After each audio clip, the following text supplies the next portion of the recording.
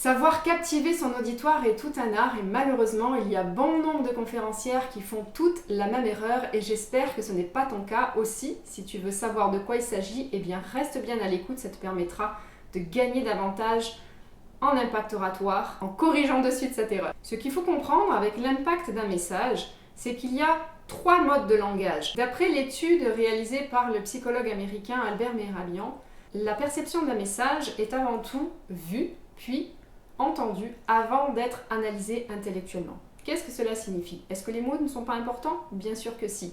Ce que ça signifie, tout simplement, si on met les choses en scène, eh bien, lorsque tu vas rentrer en scène pour pouvoir t'adresser à ton public est déjà dans l'analyse, dans ce qu'il voit, c'est-à-dire la façon dont tu vas marcher, l'allure que tu as, la façon dont tu es habillé, la façon dont tu es coiffé, maquillé, les accessoires que tu peux avoir, toutes ces choses au niveau de la gestuelle, le port de tête, tout ce qui a trait à ce que l'on voit. Et ton public, avant même que tu parles, est déjà en train de se faire une opinion sur l'oratrice que tu es ou que tu n'es pas.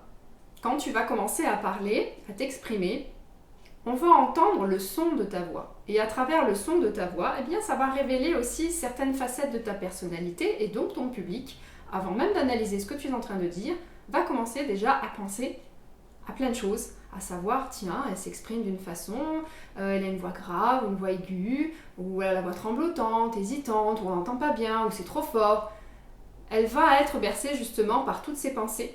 Et pendant qu'elle pense toutes ces choses-là, elle n'est pas encore pleinement concentrée sur ce que tu es en train de dire, et donc le sens de tes mots. Et c'est par la suite qu'elle va pouvoir se concentrer, si tu as bien fait ton travail bien sûr, sur ce que tu es en train de dire. Qu'est-ce que ça signifie? On a tous conscience que avoir une bonne attitude, une bonne présentation visuelle, forcément, ça va favoriser une certaine écoute. De ce fait, on a tous le soin de, bien évidemment, d'entrer sur scène en se donnant quand même une allure confiante, même si ce n'est pas forcément le cas intérieurement, de prendre le soin de s'habiller, de s'apprêter différemment que dans son quotidien, de prendre le soin de se coiffer, d'avoir une gestuelle plus ou moins ample, plus ou moins aisée pour donner l'inspiration et donner une allure justement confiante sur ce que l'on va énoncer dans nos propos. Donc ça, c'est quelque chose qui, dans l'esprit commun, est bien intégré, et suffisamment intégré. On sait qu'on doit se donner la peine justement de donner un visuel qui donne envie d'être écouté.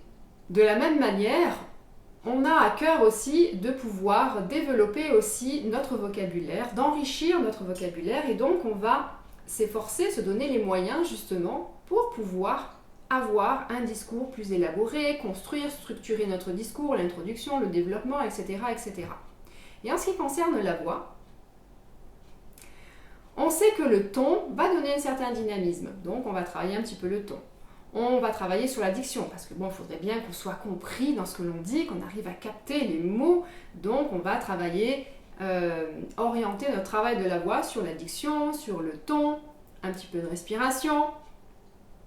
Sauf qu'il y a une chose qui malheureusement beaucoup passent à côté parce qu'ils n'ont pas encore compris l'importance de la voix. Et pourtant, quand on s'exprime, quand on communique, les mots, comment est-ce qu'on fait pour dire les mots? On utilise sa voix. Donc notre voix est notre outil de communication. Et si tu n'en prends pas un grand soin, eh bien tu vas avoir du mal à pouvoir captiver réellement ton public. Pourquoi? Parce que si je reprends l'étude justement du psychologue Albert Mehrabian, eh bien d'abord le public te voit. Si tu gardes des gestes parasites, les gens vont être focus sur ce geste parasite. Pourquoi? Parce que ça les perturbe dans l'écoute. Et donc, ils ne vont pas t'écouter. Et pendant tout le long, ils vont se dire, mais il va arrêter de taper du poing sur le pupitre, le micro est rattaché au pupitre, ça fait un bruit ultra désagréable.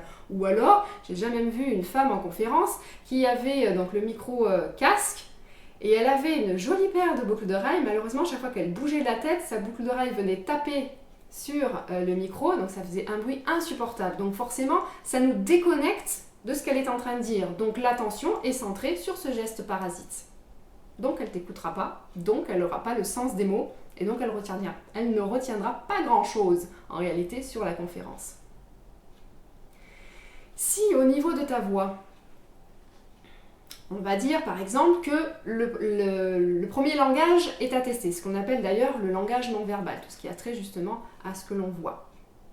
On va dire que sur ce plan-là, c'est réussi. Donc les gens commencent à t'écouter. Sauf qu'au niveau de la voix, bien, soit il n'y a pas assez de volume. Alors tu vas me dire, oui, ben c'est simple, on va travailler le fort, quelque chose de plus doux, etc., etc. Mais si ta voix n'est pas capable de mettre en relief, de créer une continuité entre ce que l'on voit et le sens de tes mots, que tu n'es pas capable de mettre en relief justement le sens de tes mots, eh bien ça va faire capoter tout l'ensemble.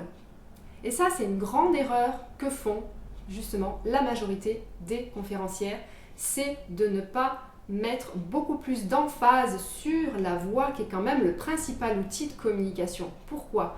Parce qu'en travaillant notre voix, déjà ce n'est pas seulement le ton ou une histoire de volume, mais c'est une histoire d'identité vocale, c'est une histoire de résonance, c'est une histoire d'une présence vocale qui va te permettre de lier, de faire le pont, c'est un peu la passerelle entre ce que l'on voit et l'analyse intellectuelle de tes mots.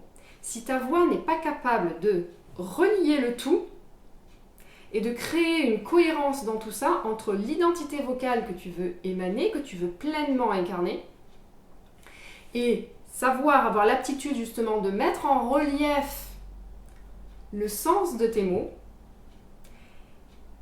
eh bien tu auras beau avoir un super visuel et de super mots savants, tu vas capoter ton impact oratoire et tu auras beaucoup plus de mal à captiver ton auditoire. Donc ne fais pas cette erreur. Assure-toi de développer pas seulement le ton ou l'articulation de la voix. D'ailleurs, je vois souvent des exercices proposés sur l'articulation de la voix. Enfin, c'est pas le propos de cette vidéo. Mais si tu travailles réellement la résonance de ta voix, tu n'as pas besoin de faire tout un tas de grimaces comme ça pour pouvoir articuler ton texte. Non, si tu travailles la résonance de ta voix, ça c'est fluide, c'est libre, il n'y a pas besoin de faire un sureffort particulier pour pouvoir bien articuler ou pour pouvoir être comprise dans ton discours. La résonance de ta voix, travailler sur la résonance, c'est aller en profondeur sur ton identité vocale pour incarner pleinement l'oratrice conférencière que tu veux être. Savoir comment est-ce que tu veux transmettre les choses et mettre en miroir ton attitude en cohérence avec le sens de tes mots, du message que tu veux transmettre. Ta voix, en travaillant ta voix, tu fais le lien avec tout ça plutôt que de séparer et de dissocier les choses. Donc si tu veux